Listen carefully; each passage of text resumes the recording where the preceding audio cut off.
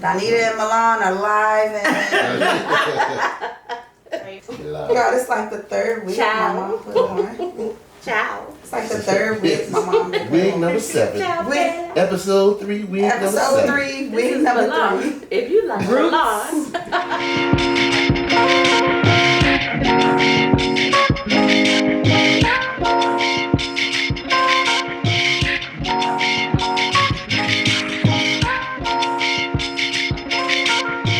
Okay, well we go. All right, since we all matching, you ain't call me. You ain't call me. No, did not call you. And green is really, it goes good with, Have to be seen. That's green. Green, I got on white, yes. Don't let me All right. The decor works as well. That's right. All right, Pillows. hey, all Okay, right. sorry. Okay, Let me he says episode my this. time, let me Sorry. be great. Let me episode this. Okay? Need you, Otis? I'm gonna episode this. First and foremost, we still haven't learned to bring pen and paper. Stay on ready. We have to learn it. Every time, because your thoughts be Yes. direct, complex, Right away. and they be succinct. Golly. I'm just All trying right. to keep up with y'all. Yeah. Oh, stop. That's my problem. Stop. All right, so I have a question, okay? It's going to pertain, to you guys, but it's important to me because I have a couple young up and coming. So, to the group, as a parent, okay, how do you parent effectively? Is that the best way to say it?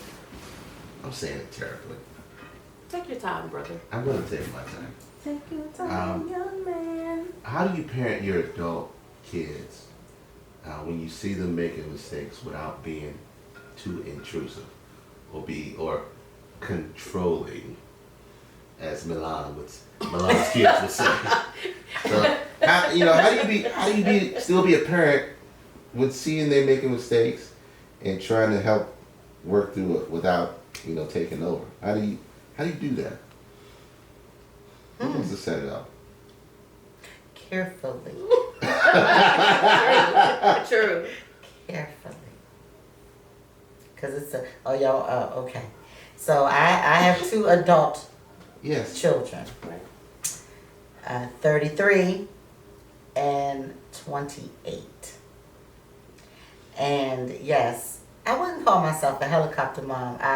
In one of my classes, in one of my teacher certification classes, I found out that I am a lioness or a lion cub. I forgot the actual term for it, but it's like you give them a task, you want them to complete it, no ifs, ands, or buts. So that's different than a helicopter. Helicopter is I'm always preventing them from falling down, right? Like I don't want them to get hurt, and they never really get to navigate or learn how to navigate through life without your input. The lioness, it's an article, I gotta get it. Is the one that gives them tasks to complete. You expect them to complete it, and when they fall down, kind of like how we were parented, we'll get up. You're not really pulling them up. Like if they need you, you're not gonna let them drown, but you're also making them stand up on their own 2 feet. It doesn't come with a lot of coddling, though. It doesn't come with a lot of nurturing. So Or emotion. It doesn't come with a lot of emotional input. You know what I mean? It doesn't come with all of that. So like you're saying, like when we would bring our grades home and we'd say, Mom, these are our grades, what would she say? That's what you're supposed to do. No, she would say, is that the best Is that the best you Is can that do? the best Or that's you what can you do? and that's what but we didn't get rewarded for the A's. We didn't get rewarded or penalized. No. It was the best. But we it was could the do. best you could do, and it was that's the best you could do. Is that the then, best you can do? Then that was it. But it wasn't like you got, oh my God, you No. did it, #1 son. No, you didn't get that. Because I find myself, because I say that, and then my girls will be like, well, dang. I mean, There's no trophy. There's no reward. So that's what I'm saying. So now we're talking adult-wise. Crystal, what are you saying? I mean, I used to have that reaction when Mom would say that. Like your kids, like, first of all, I'm over here over 4.0. Kermit is sitting on 2 point something.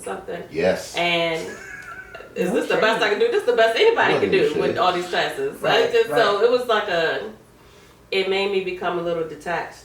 Like what is the point of me saying anything to you because your reaction isn't what everybody else gives me. Okay, so that's that. Sorry. Parenting. I have 4 children, but 1 adult child who just graduated from college. My go-to in parenting has always been comedic relief a little. Because in my mind, I'm like, well, if you can laugh through anything, if you can laugh in your darkest moment, you have a better chance of getting through it. So I kind of always lead with a little comedy, but then I had to learn that adult child isn't, because she's probably dealt with it her whole life. She's like, Mom, this is not the time for that. So I had to learn how to stop leading with what my preferences are and become a lot more in tune with what my children's preferences are and what, okay, you're telling me this. What would you like me to do with this? Or, what's going on with you? Oh, this thing is happening. Are we allowed to talk about it? Or how much are you going to, I have to not go in and fix. Yeah. I'm not fixing. And I do offer as much support as I possibly can. And then I also have to be receptive to, I don't want to talk about this right now. Let's pick this up another time. And lots of praying on my knees for guidance. Because you don't want to lose them. Mm-hmm. We go to Zion, Pastor Battle talks about how your role kind of transitions as a parent when you are parenting adult children. And how he describes it is your children are going to have a bunch of advisors in their lives, friends, whatever, other mentors they picked along the way. You just want to make sure that you're still a viable voice in the room. And so my goal is to stay in the room by any means necessary. And that's good you learned that early, because I don't think I really grasped that until about 8 years ago. That I was still, you have a vision for your children, right? You have a vision about what they want to do. And I think because, and mine was more exacerbated by the fact that I felt like I needed my mother to have more, our mother to have more enthusiasm about, or more say so, right? I needed it. So it was like, so once I figured it out, I wrote a plan. That was it. And that's all I had to do. It wasn't like she was saying, no, caution, caution, he's a red flag. Go for it. No. Like I needed her to be like, hell no. Yeah. And it was like, but her I guess her theory was, or her idea was, you'll learn one way or the other, right? So, but me, I was like, nope. So I'm gonna be hands on. I say go left, go right, go up, go down. Trying to prevent them from all of the mistakes that I made, so to speak. And so I didn't learn until 8 years ago to be like, so how are you feeling? So how did that make you feel? What do you think about that? Because at first I'd be like, I don't give a shit. Yeah. My kids had a whole meeting one time because they felt like it was a dictatorship and not a democracy. And I was the head of the dictatorship. Because that's how you raised them. That I raised down to what clothes they wore. You know what I mean? And so, yeah, they weren't going nowhere embarrassing me. But I had to realize that, even it takes a lot to dig in yourself now and go, yeah, I'm going to let you figure that one out. You know what I mean? And still be a parent. Like she just said, you go from being their manager to now their advisor. Mm-hmm. And that's a difficult role when you've been in charge of everything. Because think about everything we did was based on what was best for them. Mm-hmm. And the vision that we had. And the vision that we had, yeah. So where you live, what you drove, where you work, everything, you can't do this because you got to do this. So yeah, that was a hard transition, but I'm pretty proud of the decent human beings that they are. And I mean, and that didn't come without tears and a fight and a journey. For them, they fight to be their own. And so now, when they say things, I learn not to go from 0 to 100 or 1,000, but it's a journey, man. I don't think as long as they're alive, you still have a responsibility though. Correct. You know what I mean? Like they may not like what you say, but you're still the parent. You know what I mean? Yeah. And they don't know. They just know based on now. Y'all got a lot with y'all kids with social media is concerned. Well, I don't know. I feel like I'm Gen X. I feel like, whew, we were stuck in between. We didn't ask you about your feelings, and then we spanked, and now that was trauma. I mean, I feel like these are the most in their feelings, and I call it jokingly sometimes traumatized kids that you ever met before in your life, because now they got all this terminology that they can put with you not being there. If you had to choose between work and you get what I'm saying, they got all this stuff. Well, I would say they have access to the ability, whether it be right or wrong, to self-diagnose. Yeah. And I didn't even know what the hell I was feeling growing up. I just knew mommy gave me a book. Why you act the way you do. I was like, what the fuck is that? Reading advocates. Yeah, but I'm just saying, so I got to self-diagnose myself. You know what I mean? Like, I got to read this and be like, okay, well, what's wrong with me? But I didn't, you know what I mean? Jonathan Livingston Seagull. I didn't know. How hard it was to make sense of that book when you're like 10 years old? It was A Road crazy. Less Traveled. A Road Less Traveled is about living a life of pain. Yeah. And I was given that book when I was like 12 years old. What was I supposed to do with that book? Hey. And then think big. The magic of thinking big. Magic thinking big. So thinking yeah. real rich. You know, we in elementary school. What is that? That's what we were reading. Until how you navigate? I mean, I know you don't have no I adult don't have children. adult children. I'm still becoming an adult myself.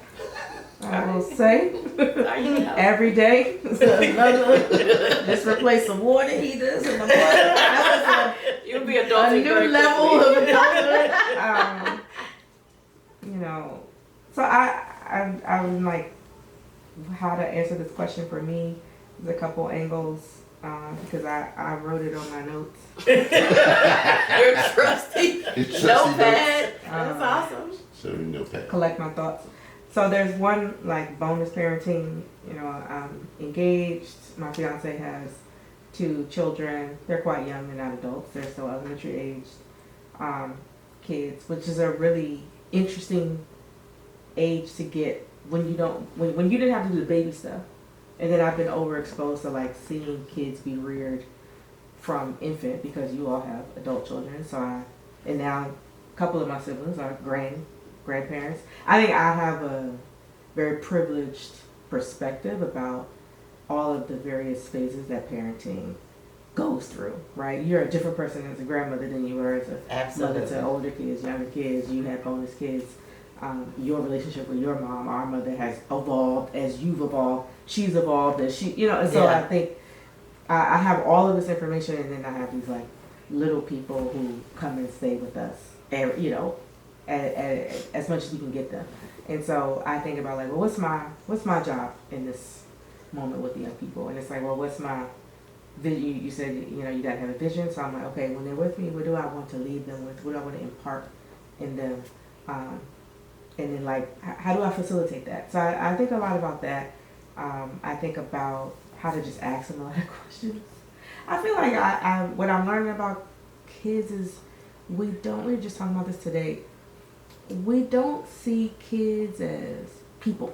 Mm-hmm. You know, you see them as like, they're in your charge. Sometimes you can see them as property or like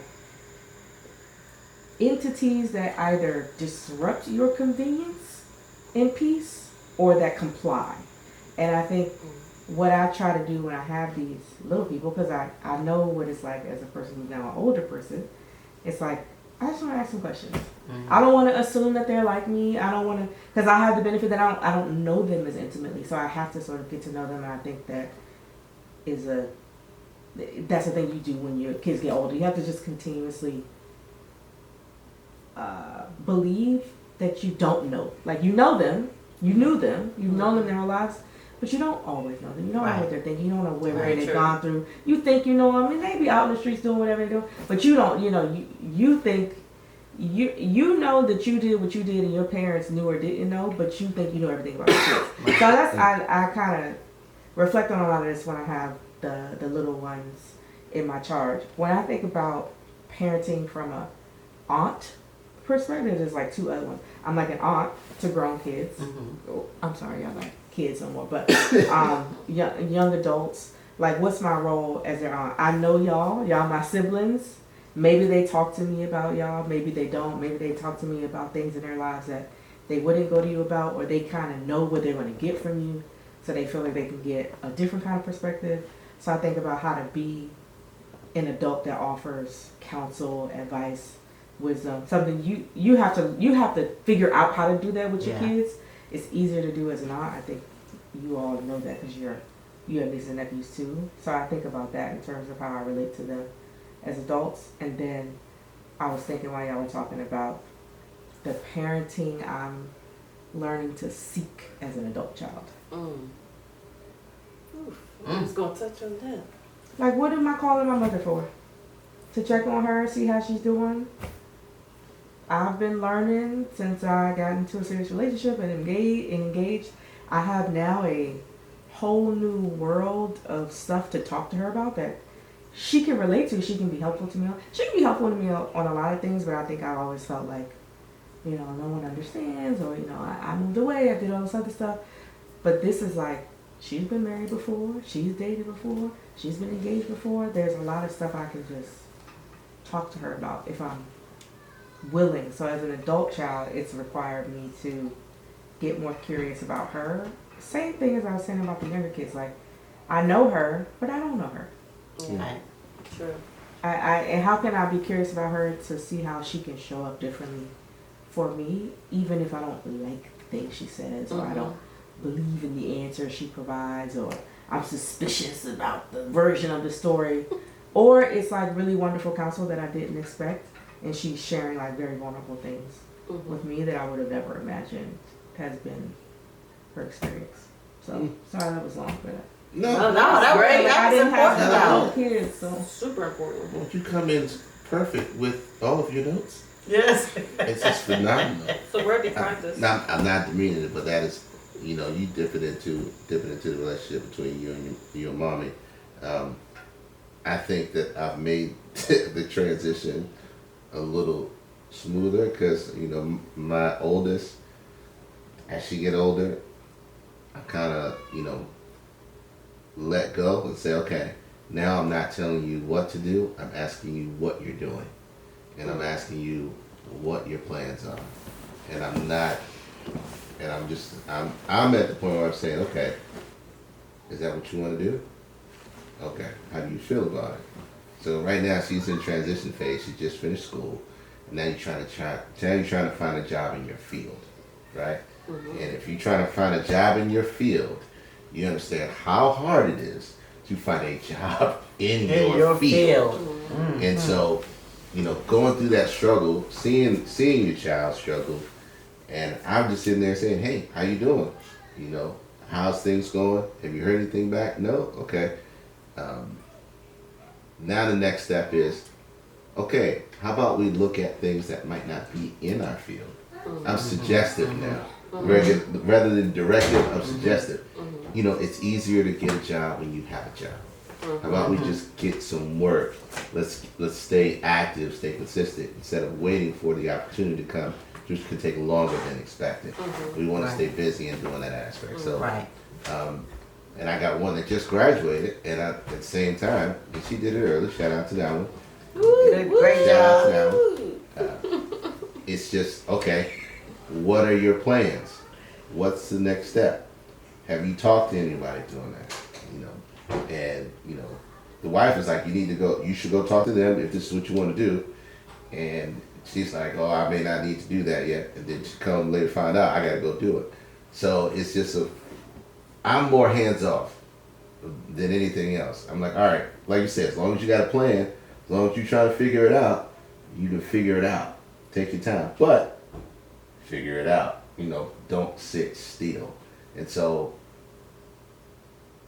trying to head some things off before the pass, like you see some things coming, and sometimes you just gotta let them hit their heads on the wall, and again, just be there for them. Like you said, be there for them when those things happen. So in the relationships, we talked about this before, trying to figure out how to be there for not only just each other, but how we need to be there for them the way they need us to be there.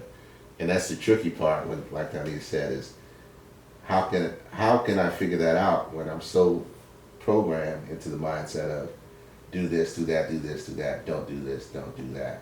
Because like you said, the best teacher is experience. We just want to make sure they don't hit those experiences that we hit. And eventually they'll get to the point where they'll be like, I'll be like, oh, I'm doing too much. Yeah. And they'll go, yeah, Mom, I was just telling you about my experience. I don't need you to figure it out for me anymore. Mm-hmm. And so they'll tell you. They'll get to the point where they feel comfortable telling you that.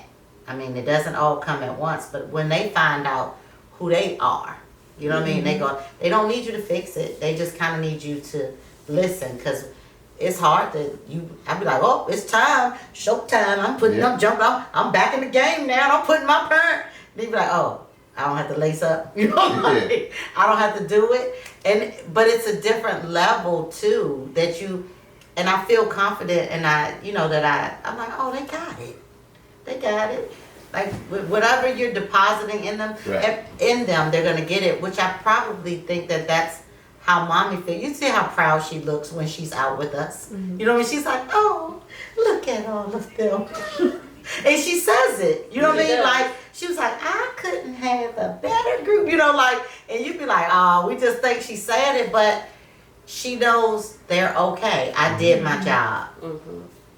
So let me ask a tough question, because Tiffany waded into it. You just waded into it as well. We're talking about being a parent to our adult children. Do you feel like there's something missing from our parent in our adult lives? Is there something more you want, or you yearn for or lean for into that you think you might be missing? I'll go.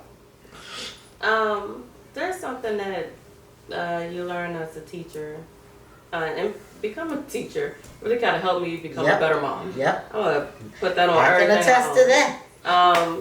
But there's a process in which teachers educate students, and it goes, I do, we do, you do. Mm-hmm. And that basically says, I'm going to show you how to do it, we're going to do something together, and then you're going to reflect what you actually understood by doing it on your own. Mm-hmm. And that idea about you make the plan, while it made us kind of ambitious and resourceful, for me, it built the detach. That independence, like people throw that word around. When I was really independent, like I'm a independent woman because we lived in an environment where we had to independently figure things out. There was no we do. There was no even I do. It was you do. You go figure it out.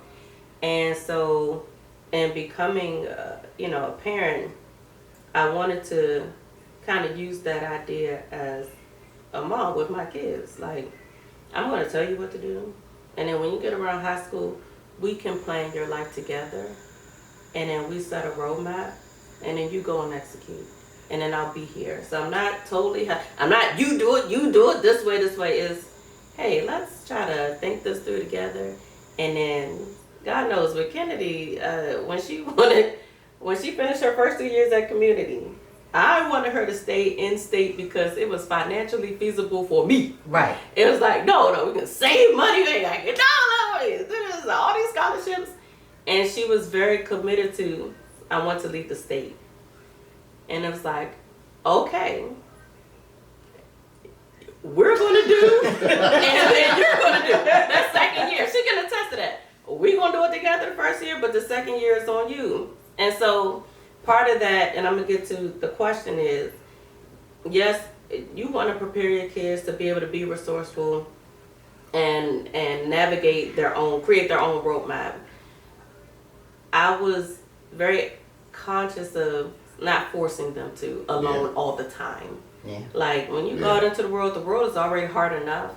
And I trust I've given you enough in the we do that you can do it. And then if you have questions, you know I'm here. So fast forward to mom, right? For me, I love what Tiffany said about curiosity, and that her experiences in life now make her curious about seeking mom out in different ways. Never thought about it that way. It's very life changing for me, because for me, I still kind of operate in that independence. Yeah. It's not. It's literal independence from my mother. Mm-hmm. Yeah. And so, there are times when I'll call her to celebrate things or say things, or I'll definitely go and celebrate her. Hey, mom, you need me? I'm there. But I haven't quite broken that independence. But hearing what Tiff said a few minutes ago has challenged me to like really kind of think about that. Like, what do I need from her? Mm-hmm. How do I free myself to need and depend? Yeah. And I don't even know if it's like a dependence, but it's just like I need to rebuild the innate need to call her, Yeah. because I'm so used to not doing that.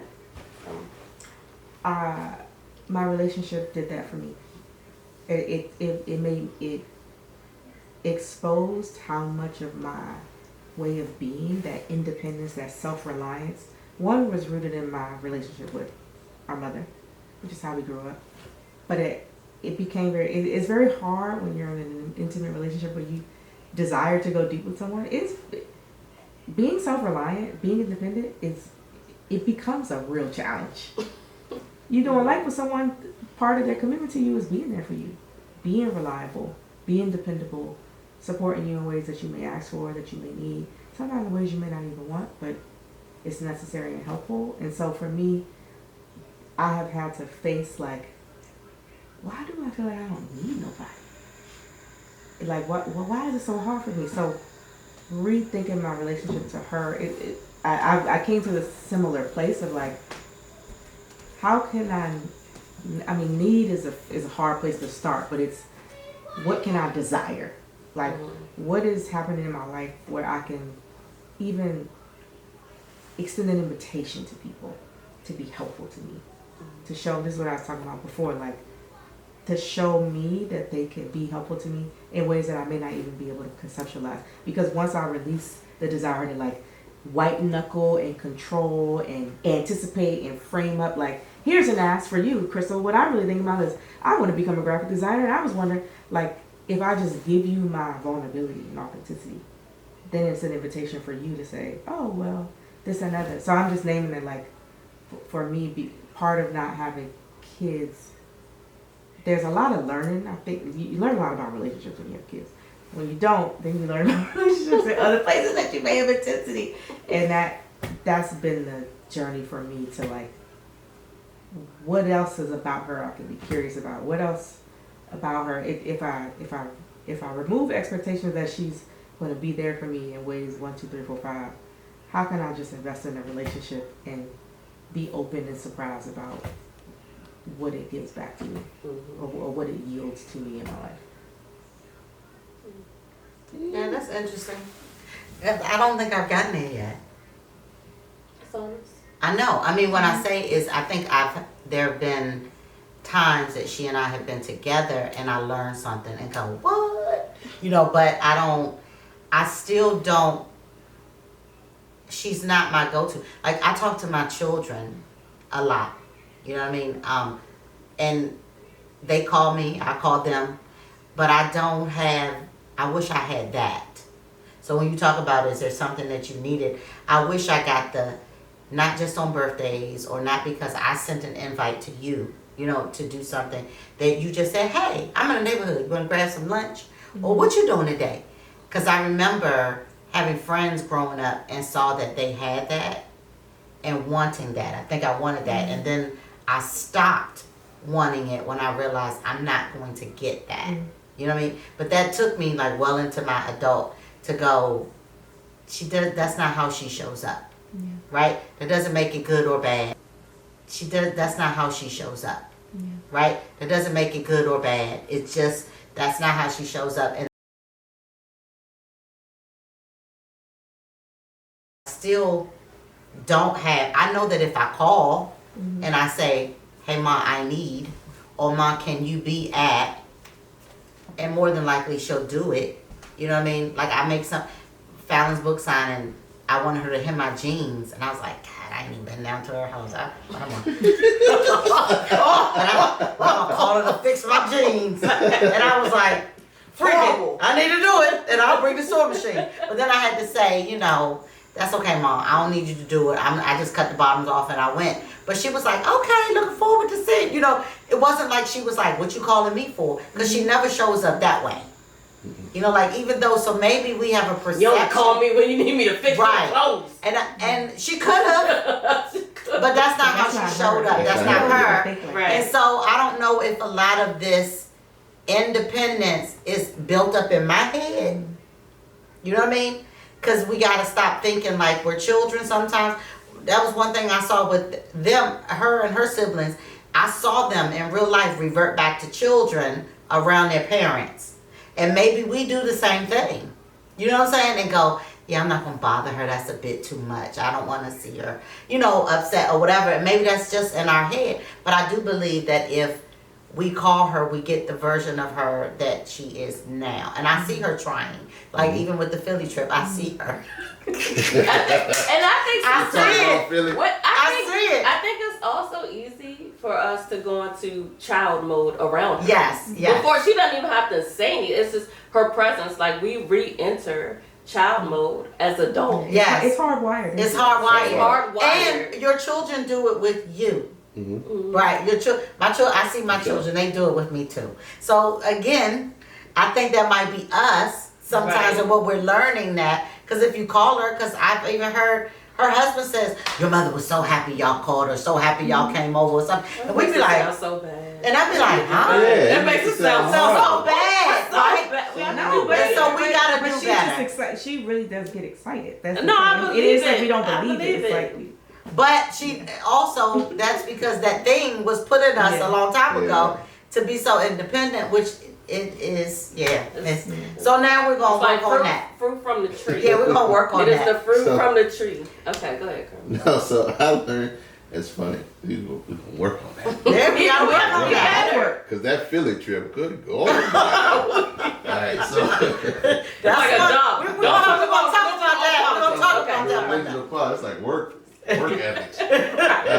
So it's funny because, you know, we started out talking about how we navigate our adult children's lives and then reflect upon our adult lives with our own parents, our own mother.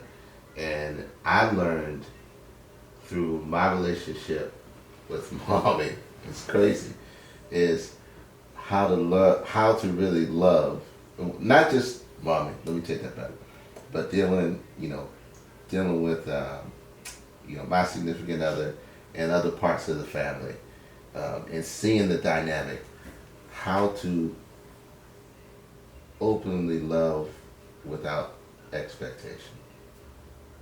So I learned how to choose to love people where they are for what they are and how I want to, regardless of whether it's reciprocated or not. Okay? Mm-hmm. And I explained that to her because there was I'm going to tell this story, okay? And I told this to Mom because she had to hear it. So, one of her grandchildren had a birthday, and she was like, yeah, I sent them a card, and they didn't say anything about the card or thank you for it. I said, well, Mom, when you bought that card, why did you buy it?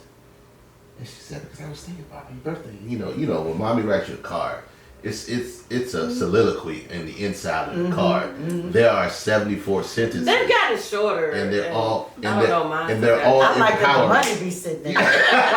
It's the ones for me. It's the one. But she says something, and she puts something endearing. She puts a lot of effort and thought into it. Absolutely. She takes a lot of time to shop. I do too. She I get it spends from her. there's a lot that goes into it. And so when it wasn't reciprocated, she was upset. And I said, why did you buy the card? Because I wanted to say that I was thinking about her birthday. Okay. well, you sent it, right? She says, yes.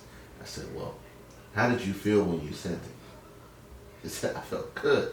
And I know she got it. I said, so why does anything else after that matter? Okay, therapist. Why do you can't? But truthfully, no, stop. But truthfully, when you do things, you're not doing it because you shouldn't be doing it for the reciprocation of love or the reciprocation of it. You should be doing it because that's what you wanted to do. Absolutely. And that's what you wanted to do in the moment, but you love to do it because it brings you joy. So I had to learn how to, there's things like, oh, I wish my mom would come see my daughters more. I wish they would hang out more. I wish, we would go out and do things more. Regardless of that, whether that's happening or not, I still love her regardless. And I'm going to go. I used to get my mail all the time, and that was the 2 to 3 hours that I spent with mom, talking about our different views and aspects. And I would do that because I knew she enjoyed that. And that was our time together, right? And so it was, regardless of how I felt I needed more of her, I knew in that moment I got what I needed and she got what she needed. And so she taught me truthfully how to love people where they are for me and not for what they do in return or for anything else.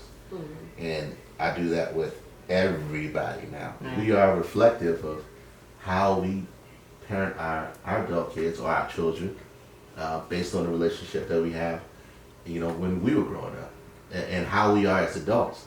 And so that plays a huge factor in how we move. Because as parents, as kids, whether they're paternal or not, we always want to give our kids a better life than what we perceive they have or access to, or whatever the case may be. We always want to provide for them what we think, that statute, that limitation, or whatever it is, that bar, we want to give them what we feel like we should have gotten. We do it subconsciously, right? And you gotta learn how to make it not about you. You gotta learn how to make it not about you. Right. I was gonna say, that on that. Oh. give them what they give them what they need to thrive. Yeah. It's not necessarily that it was what you didn't get. You take the good from your experience as a child. When you become a parent, you say, okay, well, that worked pretty well. I like that. I'll implement that. And then the things that you didn't like so much as a child, you put your own spin on it to make it better for them. But I think the end goal is to give them what they need so they can thrive. So when mommy sees all of us thriving, I mean, first of all, 5 kids thriving is not an easy feat. Not an easy as feat a at single all. mom. As a parent, 2 parents, I don't care. It's not an easy feat in this world. So I know. Nicole, what you think? Okay. say what? Say what? What you say? We won't close out because I say this to my kids. It's like the meat on the bone. Take what you need, take what you like, and throw out what you didn't. There you go. And with that, lemon pepper. Stole my line. Lemon pepper. Okay.